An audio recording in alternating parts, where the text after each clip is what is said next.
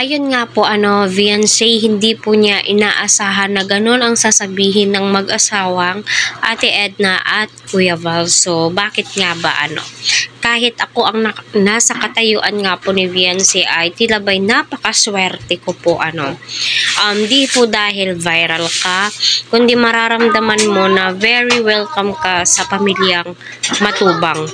No, so alam naman po nating lahat, no? Lahat naman po sila ay approachable.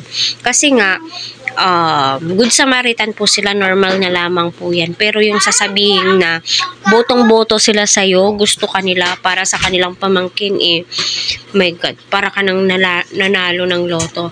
At kung iisipin, napakaswerte din po ni Edu para kay Viancy. At saka sa mga nagko-comments dyan na aral muna bago pag-usapan yung mga bagay na ganyan. My God, no? Parang hindi naman po nag-aaral si Viancy kung magsalita kayo. Alam naman po nating lahat na pina-prioritize po ni Viancy ang kanyang pag-aaral at ang kanyang pamilya, di ba? Yun po yung sinabi niya sa part 24 na wala pa daw po sa kaisipan niya yung mga bagay na yan. Basta siya, nag-enjoy siya at nagpapasalamat siya kila Kalingap Rab at Kalingap Edu sa mga naitulong po nila. Di ba?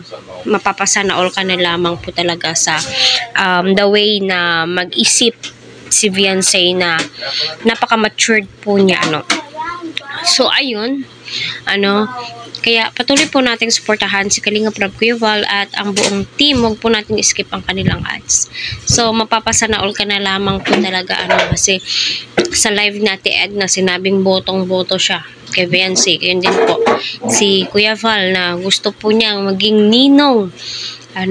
My God, kung gaano po tayo ka-excited, excited po tayo, nang iinit na po yung puwet natin. Mayroon pa po palang mas gustong magninong na wala pa pong final. Di pa nga po nag-oo si Viancy, di ba na? Gusto niyang gusto kung paano kung manggagaw na daw si Edu, di pa nga po siya nag-oo. Pero ninong at ninang na po yung pinag-uusapan dito.